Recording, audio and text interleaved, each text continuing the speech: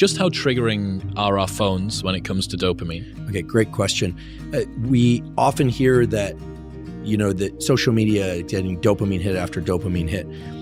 When we first get on social media for the first time or after a long period of time, the amount of dopamine that's released we think is quite substantial. It's novel. Remember, dopamine is about novelty, surprise, and the sense that we are on some exciting track. That's what dopamine is really about.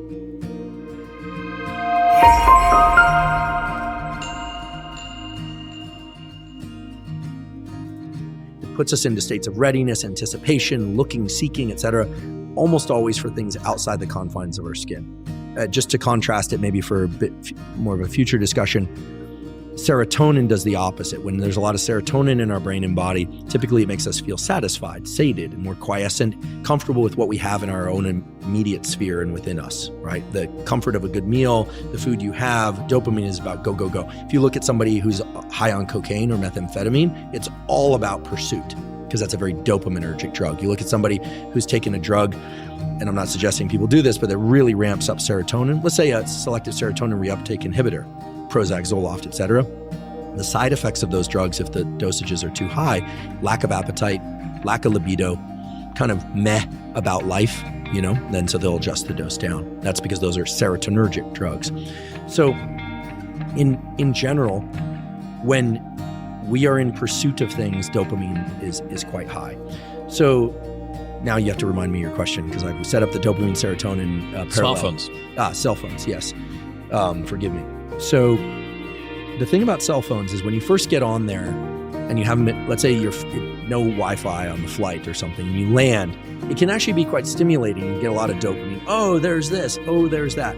But very quickly, when you're scrolling on social media, you're no longer getting the novelty, but you're continuing to do it, and you almost don't know why you're doing it. At that point, it shifts over to something that's a bit more like an obsessive-compulsive behavior, where we can define an obsessive-compulsive behavior where the obsession leads to a compulsion. So the obsession is a thought, the compulsion is a behavior, but the acting out of the compulsion merely serves to increase the obsession.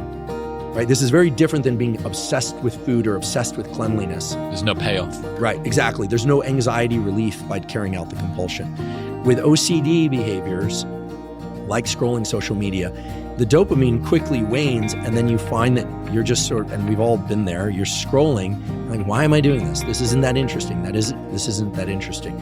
Now, the algorithms for social media are very clever, and I don't want to demonize it. I provide a lot of my life is spent on social media now, but in the algorithms that they've incorporated function on the most powerful way to keep people doing a behavior, or an animal for that matter, is intermittent random reward, or random intermittent reward, that you don't know when you're going to hit the jackpot. So you're scrolling, and then you see something. Typically it's very high, what in nerd speak, we'd say signal to noise. So if you're reading some interesting things, this came out in the news, and then it's all of a sudden a riot, or a person that is base jumping off a building, or for people that are scrolling, looking at bodies or something like that, live bodies. Hopefully people aren't looking at dead bodies. But look, if something's very tragic, then that has this gravitational pull.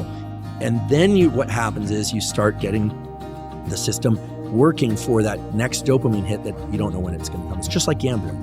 So I look at social media as initially being very dopaminergic, driving reward, surprise, and excitement, but very quickly transitioning to something more like OCD and the kinds of behaviors where it looks, if we were to look at ourselves through the lens of an experiment, like we would an animal experiment, we'd think that animal is sick. If you saw an animal digging in the corner, looking for a bone, the dog is looking, you'd think that's really sad. That's us.